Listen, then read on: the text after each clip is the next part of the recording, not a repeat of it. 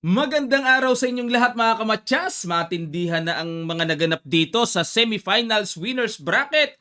At unahin nating i-analyze ang labang Magnus Carlsen at MVL na sumusuke kay Wesley. Ayan, kakayanin niya ba itong si Magnus? Nakarating sila sa Armageddon. Aba, matibay talaga. Tuto sila sa 4 games rapid match at dito sa Armageddon, black si MBL, lugi ng bahagyang minuto, 7 minutes lang si MBL at 10 minutes pa rin si Magnus. Tabla lang ang kailangan ni MBL, laglag si Magnus. Ibig sabihin, must win si Magnus. Okay.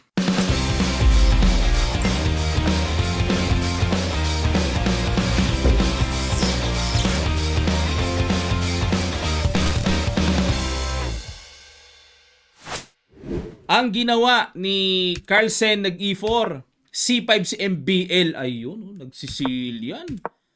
Ayoko muna, tinirahan ng Moscow variation, Bishop D7, capture, D4, at kinapture, Queen takes D4 talaga. Knight C6, Queen D3, medyo kakaiba ang ginamit ni Magnus na linya dito. Nag C4, ayan, kaya dinelay ang knight para mamarok si bind, makontrol yung D5. Marok si bind ang strategy niya. H3, castle, knight C3, A6, ayun, novelty ni MBL dahil ang mga palagi ang ginagawa dito, rook AC8, rook FC8, queen D8, at rook FD8. Maaga pa kasi. Sumasabit pa. Rook E8. Ayan. Pero itong A6, parang naging dragador pa, no? Naka-Najdorf at naka-dragon. Nag-Rook D1, Queen E6, Bishop E3, Knight B4. Ayan, iniistorbo ni MBL. Queen B1, good move. Sacrifice yung pawn sa C4, oh. Pero nag-Rook C8 si MBL. Bad move. According to computer engine, dapat daw rook A D8. Yun lang, ang lalim. Malalim. Kasi unang-una, wala namang planong mag D5 yan. Kasi ang dami na nga nagko-control dyan eh. Pero malalim yan. Malalim at malayo. Pero alamin natin, what if Queen takes C4 pag kinagat ang sacrifice? Ano mayroon? May rook D4. Oh. Simple lang, no? Pero sabi nga nila, simple pero rock. May threat eh. Queen C5 ang pinakamalapit para nakadepensa pa rin. Mag-A3. Di itakbo natin. Knight C6. Magro-rook D5. Di dalawa ang threat. Itakbo natin. Only square. Queen C4. Knight to D2. Yun laing. Meron pa rin pala sa A5, no? Long colites. Kulong. Dito tayo ngayon. Hindi rin nga pala. Kala ko Queen A5 meron eh. Only square talaga Queen C4 eh. Kaya ang ginawa dito ng computer engine is to capture the rook na. Ito na lang yung ginawang continuation. Capture, then Queen takes B7, but still winning for white. Okay?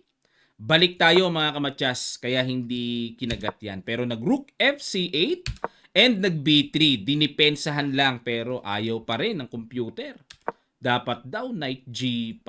Yun na pala mas malakas. Atake na kagad. Pag nag-Queen takes C4, dun pa rin naman. May rook D4 pa rin. At kapag nag-Queen C7, A3, dun pa rin mauuwi, no? Hanip na chess talaga, lupit, so. Knight G5, mas energetic nga, no? Pero nag-B3 si Magnus, B5, basag. Hindi nga pala pwedeng capturing yan this time kasi nakapin nga yung knight. Nag-Knight D4, atake sa Queen, atras. A3, atake sa Knight, atras ulit. At kinapture na. Okay, takes. Good move. Kasi iniisip ko, why not E5 para paalisin ang bishop na dumidepensa sa knight. Pag nag-E5 nga pala, kakapturin lang. Nakapin eh. Okay? Kaya, mas pinili na lang yung mas natural. A takes B5 at nag-Queen D3, Rook A B8, Rook A C1, at nag-Queen B7. Pero dito po, no, halos pantay na oras, nakapantay ng oras si MBL. Tabla lang ang kailangan niya. B4 para hindi na makapag-push B4 at ma-maintain ang weak B5 pawn. Nag-Bishop H6. Istorbo muna. Rook B1, E5, Bishop E3, capture, capture.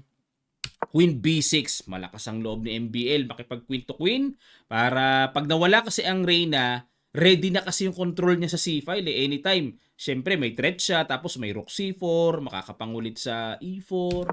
So si Magnus naman hangga't maaari iwas. Queen F3 with tempo threat, King G7 at nag-rook D3. Ayan, para talagang doble-doble ang depensa ng knight at may pagkakataong maka-battery to attack the weak D6 pawn.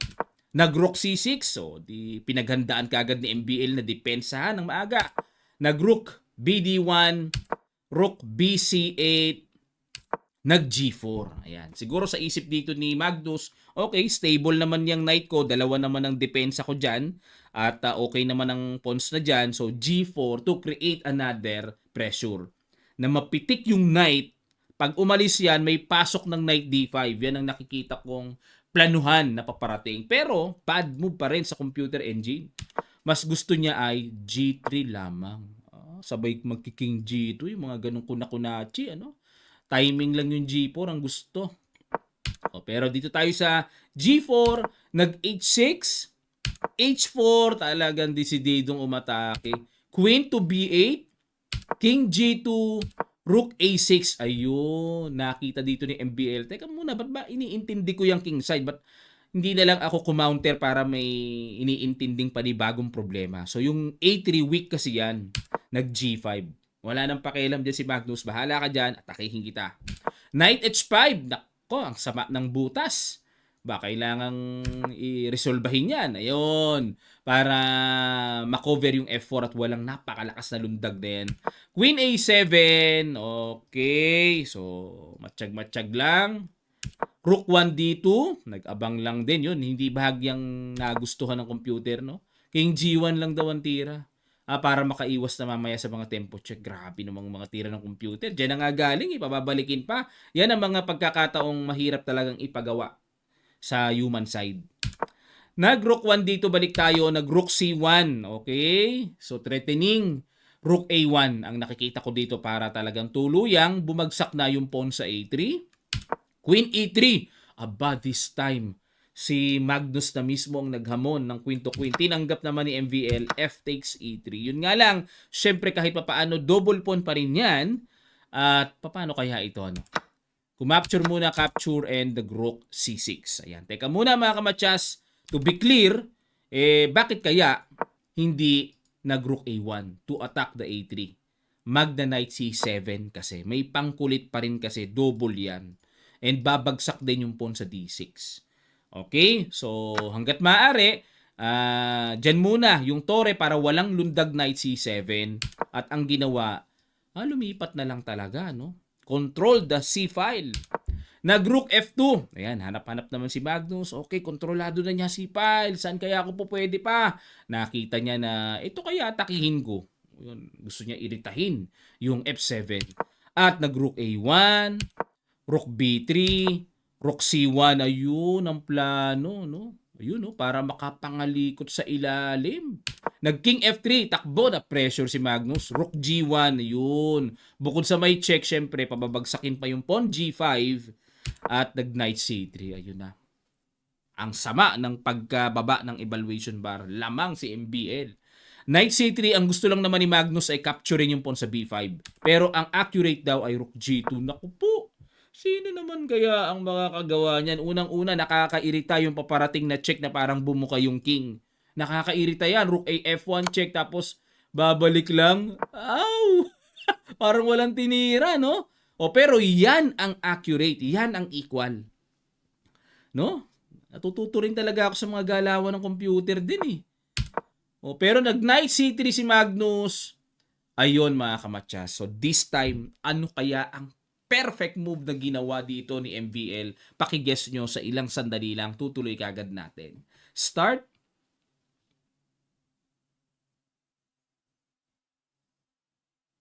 Maraming salamat po mga kamatsas.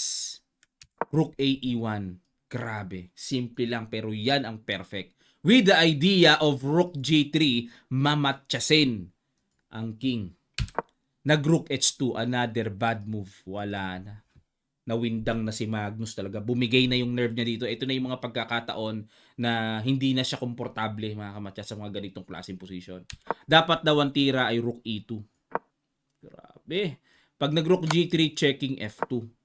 Rook h1, rook b1. Napakarami kasing pangalikot. Nakaka-pressure talaga ito.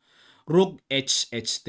Yun nga lang, nasa kamay dito ni MBL kung papaanong lalaruin ang mga pressure-giving moves na mga paparating. Unang-una, di ma-capture yung b5 kasi may mga check-check dyan, no? Kakatakot na, may check dito. Pagbaba, check, sabay tangay yun, mawawalan ng depensa, di ba? Konting bigay lang ng nerve mo, wala na eh. Tapos kagad eh. Ito yung mga position ng mga masarap i-handle sa block. Ubus ang oras ang kalaban nyo dyan pagka kayo block dyan. O kaso nag-rook h2. O, balik tayo. Rook g3 check. King f2 and simple rook e takes e3. Yan ang nagpa-knockout kay Magnus sa winner's bracket. At bababasa ngayon sa pangalawang buhay nila sa loser's bracket. Si MBL. Grabe, matatag na nakagano, no? Hinahalik-halikan pa yung muscle, oh. Qualifies ka, MBL. Okay, yan po mga kamatsas. Ang score ay 3-2. At i-analyze pa natin yung ibang kaganapang nangyaring match kagaya ng kay Wesley. Kamustahin natin ano ba nangyari sa kanyang loser's bracket kontra kay Fabiano Caruana. Yan ang isusunod kaagad natin mga kamatsas.